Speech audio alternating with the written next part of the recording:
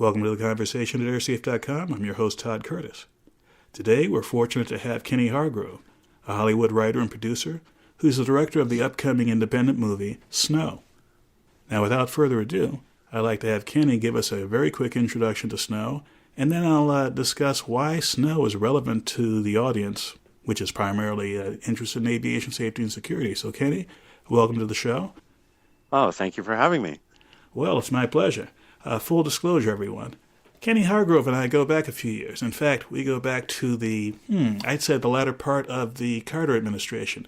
We were undergraduates together at Princeton. We were undergraduates at Princeton. And because of that relationship, once I found out that he was making this independent movie and it had an aviation aspect to it, it was a bonehead simple decision to put him on the podcast. So please, tell us about Snow. Snow is a 10-year labor of love. It's all about a woman's personal epiphany, kind of a 3-month period where she has to kind of reassess her life and try to figure out a new direction to go in and kind of find her voice as a person and also as an artist. Basically, it's a point where a woman discovers that she's pregnant with a child that her husband may not want, and she's forced to make decisions about her for herself and for her unborn child, basically choosing between love and destiny. So that's the gist of the film. It's a drama, contemporary, set in California, but as you mentioned, there are lots of travel links to it. Well, that's one of the things that intrigued me about this movie, because this basic story of human relationships could be written from a period 500 years ago, 50 years ago, but it's a contemporary story.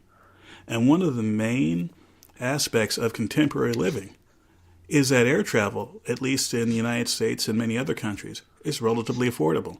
The idea of picking up and going to another country to visit or to live is something that used to be somewhat exotic, but now it's quite normal.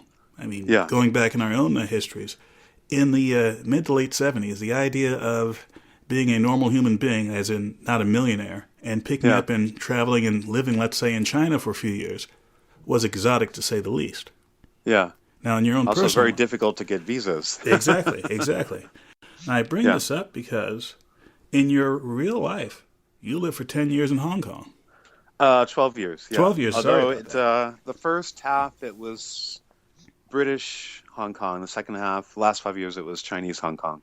Now, for our aviation aficionados out there, you definitely flew into and out of Kai Tak Airport on numerous occasions before it was closed down. Yes, I did. That's always a very exciting experience. My first time I was landing there, I didn't know that the runway was over the water. It was late at night. I was jet lagged out of my mind. And I thought, oh my goodness, we're going to land into the ocean. What's going on here? Now, for those of you who are somewhat familiar with Hong Kong, it is on the coast of China. It is now an administrative department of the People's Republic of China, and it's no longer under British rule. But in the old days, you had the main airport was in, I believe, the area of Hong Kong called Kowloon. Yeah, definitely in Kowloon, sandwiched between a lot of very densely populated neighborhoods, and it had, I guess, one of the most dangerous approaches in the world. And one where both the passengers inside the airplane and people eating dinner on the ground would have a very, very, very close encounter with one another on a regular basis. I'm surprised there weren't more accidents, or there weren't any accidents, because any one accident over that area would have knocked out a lot of people. I mean, they make a 30-degree bank just before they land, and you're looking at people's laundry, you're looking at people watching watching TV, and you're very close. It's scary. So you were a very, very happy man when they moved everything to the new airport. Not really. I mean, the old airport, had a lot of character. It was very convenient. The new airport is great. It's lovely. It's got all the modern conveniences, tons of space. I'm sure in many ways it's better, but I kind of like Kai Tak. So let's see. Well, let me ask you something. That experience, being a person who grew up in a normal American city who's suddenly a world traveler, what's the kind of mental shifts you had to go through to start thinking of aviation, traveling across oceans as a normal sort of thing? What was the biggest jump for you? I don't know if it was a big jump, because I was just thinking, before we started talking, my earliest memory in life is my first plane ride when I was 4 years old, accompanying my mother to go to her father's funeral in Michigan. So that's my first memory. So plane rides are always something I've liked, and they're always pretty normal for me. Now, switching to the movie, which, by the way, is coming out later this year, you are the motive force behind an independent movie. Mm, The kind of this thing is that true. very few people can do, and even fewer people have the guts to try and not only do the movie, but to do the financing for the movie. And in your case, you're taking the independent movie producers route that's fairly popular now, of going to a crowdfunding source, in this case, Indiegogo, in order to get volunteers to pony up to get the movie going. So tell us a little bit about that Yeah, before we go back into the characters and their travel habits. the campaign runs for another 9 days, ending on January 21st. We're up to about 70 contributors so far. We have a $10,000. The total campaign is $25,000. This is just for seed money for like lawyers and casting directors and line producers, things like that. Just get the ball rolling, get all the documents in place to, get hopefully approach the larger investors in a few months' time. But we have attracted one challenge donor, someone I knew from Hong Kong. Basically says if we can get up to $15,000, he'll put in the last 10,000, and he'll probably do some investing further once we go down the line. So we're about, I guess, under like maybe 9,000 from that goal. So we're just trying to reach that in the next 9 days. And just to make it clear, we are recording this on January 12, 2016, and it will no doubt be on the podcast by the close of business today. But even Great. if it's beyond the 21st of January, you can find out more about this movie and any further follow-on funding efforts if you go to snow.airsafe.com. That's snow.airsafe.com. We'll have links to the Indiegogo site. We'll have some background information on the film and background information on Kenny. So we invite you, whether it's before or after January 21st, to go check it out. Now, Wow, that sounds wonderful. we try to please over here at airsafe.com.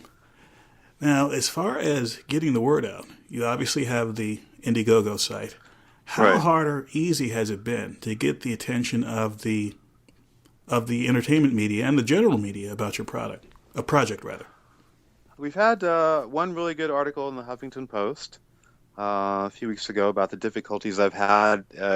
I didn't know this because it's my first movie and I never tried to do this before, but dramas are hard to sell, and dramas that star women are really hard to sell. The article is basically about some of my adventures trying to do that. And I think there's a blog that should be coming out soon. And we just did a pitch to the Hollywood Reporter, but I don't know if that's going to work or not. So haven't done a lot of, gone out to, there's kind of a lesbian subplot. So we've gone out to lesbian press, we've gone out to some of the diversity press. Haven't gotten a lot of response yet, but we're still pursuing that. So it's fair to say that this movie doesn't have aliens, explosions, international conspiracies, rampant drug use, extraordinary violence, or the usual elements that make up your typical Hollywood blockbuster. But it has something that few movies have: a real meaty plot, which you had a lot to do with because, if I'm not mistaken, you're the writer of this as well? Yes, writer, director, and at this point, reluctant producer. Hopefully get a real producer on at some point. I can just focus on the artistic elements. But yeah, that's part of the hard sell because there's a film out now called Brooklyn, which is kind of similar in the sense of a young woman in Ireland gets an opportunity to move to Brooklyn and start a new life and all the changes she encounters. But nothing horrible happens to her. She doesn't have horrible choices to make. It's just, but these are the choices that every single ordinary human being has to make, which have a tremendous impact on their lives and even the lives of, the people that come after them. So for each and every one of us, it's something that's very, very important. There are no zombie hunters. You don't have to save the universe. There are no Nobel Prize winners, no superhero powers, no body bags. It's just a good drama about a real person's life. And no plane crashes. No, actually none of that either. Although we do have a couple of scenes set at a couple of airports, so that'll be interesting. Which airports were these? Well, the protagonist lives in Northern California, just to the west of Monterey. There's a town called Pacific Grove, which I really like. So there's a lot of scenes kind of everywhere from Carmel up to Santa Cruz and that whole area. So you've got a scene at the Monterey Airport and also one at the San Francisco International Airport. Now, how difficult is it, especially at San Francisco, to get official permission to start running a camera inside of there? It doesn't really have to be shot there. In fact, the Montana Film Commission at one point offered me a free airport there. I don't know if that's financially worthwhile. Um, we've shot at LAX maybe a couple of years. Oh, I guess it was like maybe 4 or 5 years after 9/11. Mm-hmm. So that wasn't too hard. I mean, you go through a lot of hoops and you kind of have some minders. I don't know what San Francisco's like. We'll find out. Now, you said earlier this is your first movie. I hate to do this, but I have to correct you. This is your first movie where you've been the director, but you've been involved in a number of other movies before this, correct? Yeah, I've actually directed 4 short films, and I've got a bunch of promos on the Indiegogo site that we shot for this, which I directed. But this will be my first feature-length film as a director. Now, Princeton didn't have any filmmaking degrees. However, subsequent to Princeton, you had quite an extensive academic background in several aspects of film, if I'm not mistaken, at NYU and USC. Yeah, well, that came later. I guess I've kind of meandered through life, being a geology major who had a certificate in theater and dance and was a scholarship student with the Princeton Ballet. And then next thing I know, I'm in graduate school in New York and studying international affairs. And then I'm an international journalist out in Hong Kong. And then it's once I got there, after living in New York for several years, I realized, because we didn't have it, and I suddenly really missed it, how much I loved movies. I mean, I was already a big fan of all the arts, but movie is great because you can record everything in one place for all time. Whereas if you do a phenomenal dance performance for 2 nights, 10, 20 years later, no one know anything about it. They can never watch it. Maybe now in the age of the internet, but back then, it was a moment in time, and it was lost. Now, talking about your career, something flashed in my head. Again, directly related to travel. You're traveling, crossing a border, you go to the equivalent of Customs and Border Protection, and they say, "Sir, what's your profession?" What do you usually tell them? Now or then? Then and now. Let's start with then.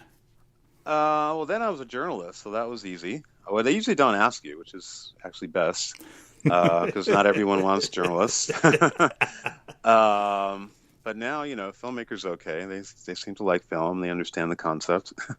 They might think you're kind of famous. And my concern is crossing borders. If you seem to paint a picture that doesn't make any sense, border guards might ask too many questions of you. For example, you tell them, "You know what? I was a ballet dancer and geologist and an international journalist." The average person might say, "Okay, this sounds too weird to be true, therefore it must be false. What's your real story?" But you haven't seen that as a person traveling around the world. And I ask this question because, again, travel has become far more common for men and women of all shapes, sizes, and colors. And some countries, the sight of, let's say, a person that doesn't make sense would cause consternation. For example, a young woman unveiled coming into certain Middle Eastern countries where it's not required to be veiled, but certainly having an unaccompanied woman would ring alarm bells. Yeah. I mean, I tend to travel kind of, I guess, business casual. And, for better or worse, they really look at your passport. Having an American passport, they don't really ask too many questions. So if you don't dress like a hippie and you have one of the premier passports, European Union, United States, Canada, usually not a problem. Yeah, but because you go to places like Tokyo, coming into Japan, it's just like, I may look like just like the guy in the next line, but he's got a different passport and he's getting hassled. He may be rich, he may have a PhD, but he's got the wrong passport. It's that cut and dry sometimes. And your characters in the movie are people who would not have problems like that crossing borders. No, it's there are no major financial issues for any of the characters in this film. Maybe that's, to me it's very realistic. No one's terribly poor, no one's terribly uneducated. And it's got at the end of the day, it's kind of a story between a painter and a poet. So, it appeals to that crowd. It's not someone really being kicked to the curb and having to fight their way out of the back alley in the worst part of town or something. Now, reading about your movie, I had a fantasy. And here's my fantasy. Uh-huh. I'm flying in an airplane one day in the near future. And it's one of these airplanes that happens to have some pretty good passenger entertainment systems. And I scroll through the movies. Boom! There's Snow the movie. So let me ask you this. Do you see a pathway to put your movie into the kind of movies that show up on airplanes, or do you have a completely different niche market for this movie once it's finished?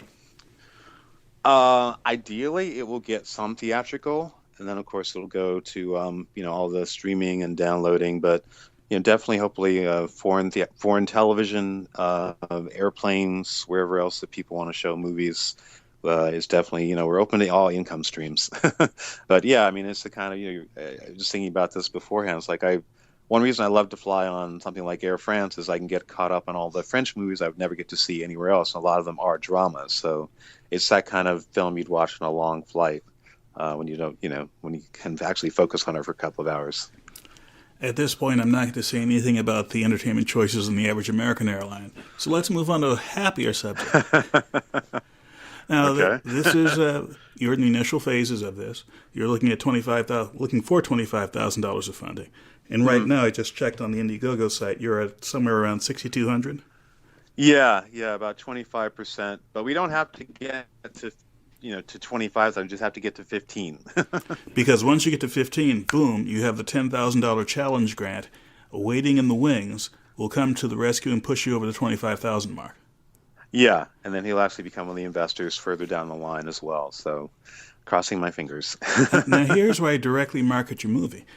If you donate to this movie, you actually get some prizes. You get some rewards at various levels of donation.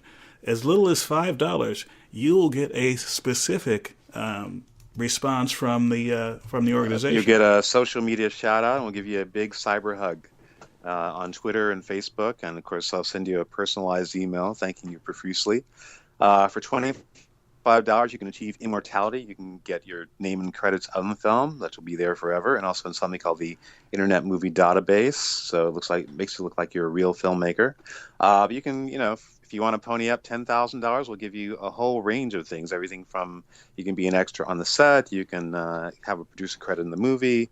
We're going to have a really nice reading of the script with professional actors and a nice reception, probably around February or March. You can come to that.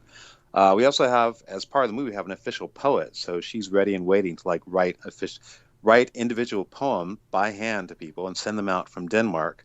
And she's also given me a box full of her latest collection of poems, which is already signed and ready to go. So. And we also have a Grammy-nominated singer-songwriter. She's given us permission to give people one of her popular songs for free. So we have a lot to offer. And, of course, the usual things like people like, mugs and T-shirts and posters. We've got that, too. So whatever might interest you, mostly cultural things, mostly unique things. But we have all kinds of things, that are there on the side if you want to have a look at it. Now, that was a lot to take in one fell swoop, which is why... if you're listening to this, you should go to snow.airsafe.com. You'll have a direct link to all of this, and you can find out just how much you have to donate to get the level of response that you'd like. Now, myself personally, I have a dream of seeing airsafe.com up in the lights forever. So I think that $25 one where I get a credit in there, not to me personally, but to airsafe.com, sounds like my kind of deal. Hey, and that maybe I'll sounds go beyond perfect. that. Oh, excellent. So, hey, we'll be ready and waiting. Well, I know that the audience is probably thinking, wow, this sounds interesting. Should we go check out the site or should we listen to Kenny some more? And I'm going to be rude. I'm going to say, if you're excited about this, if you think this is a good idea, if this is something you want to support, even if it's just reading up more about it, I say right now, go to snow.airsafe.com and stop listening to this podcast. So, on that note, and I'm hoping that we can have a follow-up conversation once you do get past 25,000 so we can see how this process is going on. We'd like to great. We'd like to thank our guest, Kenny Hargrove, the producer and director. Thank you for director. having me. It's been fantastic. You are most welcome. For more information about Kenny Hargrove and his movie Snow, please visit snow.airsafe.com. Thanks for listening, and we'll see you next time.